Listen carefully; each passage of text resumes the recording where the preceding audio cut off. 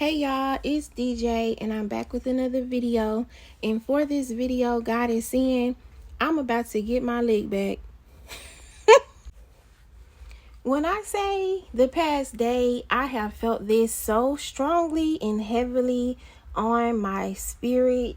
God is saying, I'm about to get my leg back. It is some people who have walked this thing out by faith.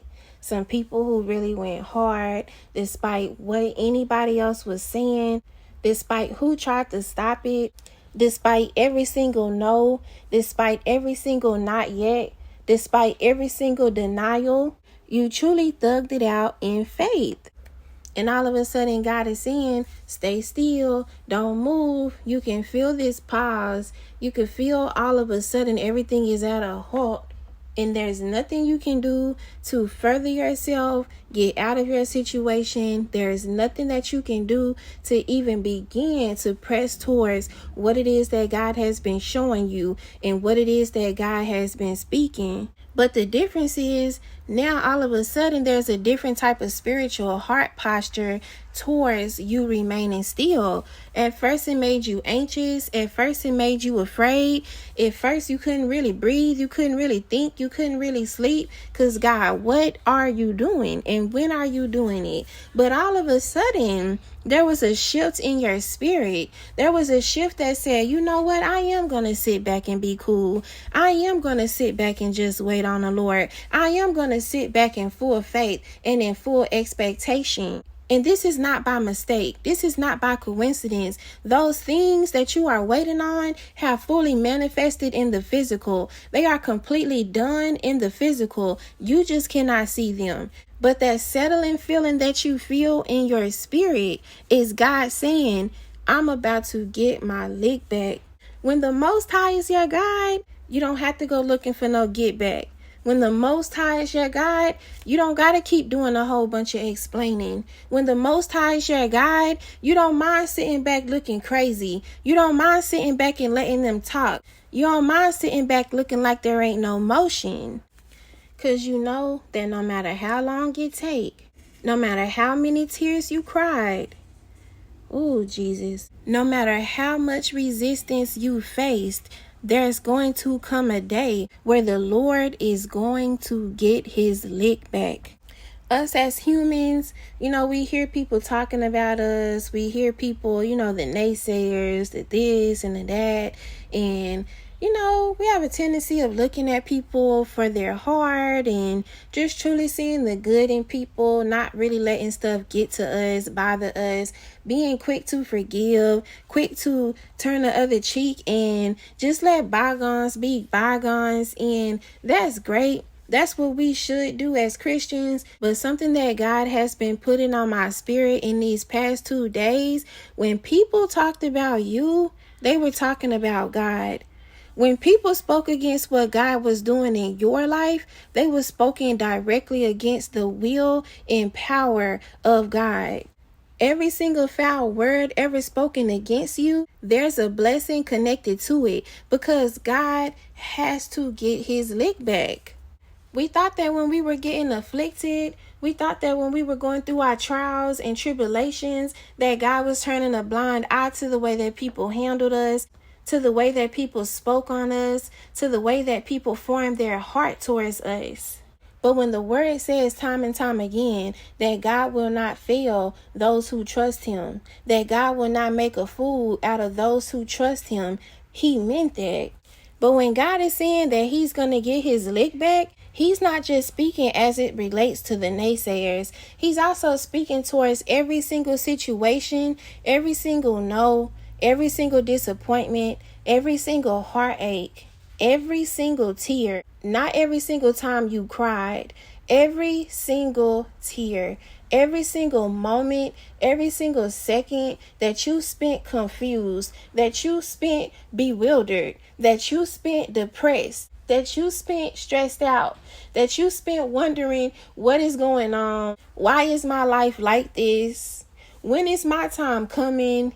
When are my better days coming? Every single person that you watched be blessed with the same things that you were waiting on before God even spoke that word to them. Every single time you wanted to jump out there and do your own thing. You wanted to jump out there and put in that application. You wanted to jump out there and go try to apply for a car. You wanted to jump out there and go back to school. Every single time you denied what you wanted to do, what you thought was best, and went the way of the Lord, despite what it looked like, despite whether or not it made sense, God gotta get his lick back. The things he once cried about that are still trying to plague you, still trying to come back around, and they don't bother you how they once did, but they're still a nuisance, they're still trying to be problematic, you might as well not even pay attention to that. You might as well not even give that any play.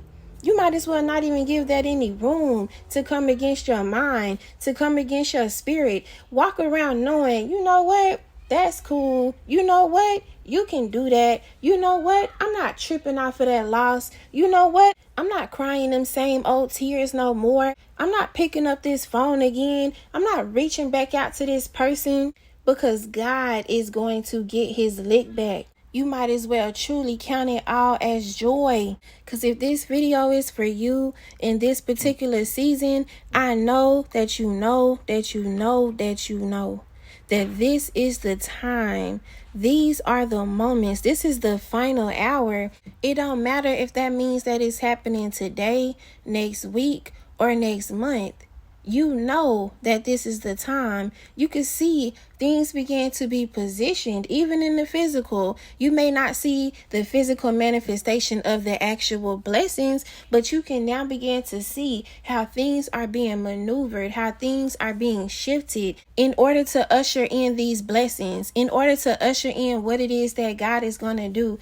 God has not forgotten about a thing that he spoke to you. Listen, I lost all my journals. I only have like 6 journals now. I used to have almost 40 journals. And if I think about it too much, I'ma get mad.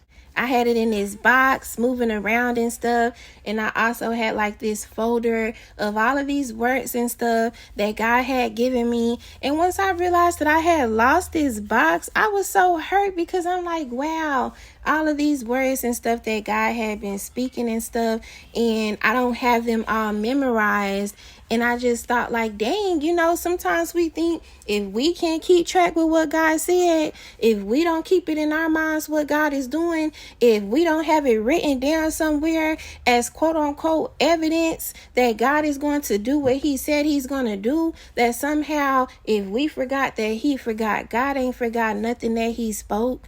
God ain't forgot not one dream that he gave you. God ain't forgot about not one vision that he showed you. God ain't forgot about every single time that he put an unction on your spirit to get joyous, to get grateful, to be at peace again, to be at comfort again.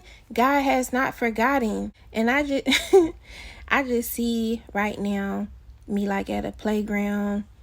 I know it represents being at school. Somebody wants to fight me, or it's like picking on me or something, and I'm like, I'm about to go and get my big brother. And the big brother is God. God just comes through all tall and big for no reason. Like, you ain't even have to do all that. But that's a perfect representation of what it is in the natural. Listen, all these dead things, all these things that once tried to come against you, all the word curses, all the denials, all the door slams, all the I ain't got it right now, all the oh, when I do, I'ma help you, but then I never came back and helped. All the years of toiling, all the years of I don't know what I'm gonna do, I don't know how God gonna do this, I don't know how my life could ever be different. They were big and bad, they were tough and scary when it was just little old you. But when God steps on the scene, but when God comes through, all those things will be blown away like dust.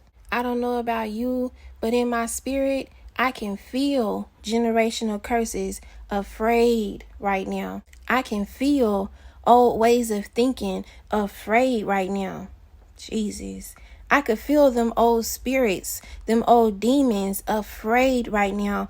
I could feel those old oppressors afraid right now. Because when God comes through and get his lick back, ain't no resurrection, ain't no bringing it back from the dead, ain't no none of that. Is dead. And your spirit knows this. And that's why you feel a newfound sense of settling in your spirit, knowing that it is done, knowing that God has made a way.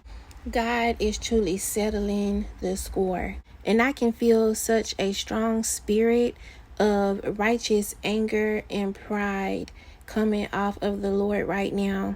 God is truly not playing. I really do feel bad for for anybody who ever fixed their mouth to speak ill on a child of God. I truly do pray that they come into a full place of repentance. And I pray that God will come through with such heavy conviction that what was once bringing curses upon a person can then transpire into a blessing. Because when people speak against you, when people speak against your faith, when people speak against the things that God is promising you, it's not so much as personal as it is them just truly being ignorant to what it is that they're looking at, and ignorant to the goodness of God, ignorant to the power of God. But yes, this is truly the moment. This is truly the season, and I hear on my spirit right now, don't get scared now. Don't get afraid now. Be prepared to have your mind blown. Be prepared to be blown away. Be prepared to not fully understand or be able to grasp the blessings that God is bringing to you. Because so many of us have cried. So many of us have walked around shamed-faced, head down, sad. So many of us carried heavy weighted blankets of oppression, of pain, of suffering, wondering when is it going to be my turn, wondering when am I going to be free, wondering when do I get a shot, when do I get a chance, just to be happy, just to be at peace. And despite all the pushback, despite all the pressure, despite all the warring and toiling, you kept fighting. You thought this was just about God blessing you according to what you could do, according to what you could bring to the table, according to how big you could grow your faith, not realizing the whole time God was growing your faith for the blessings. And now it's due season and everything comes at once.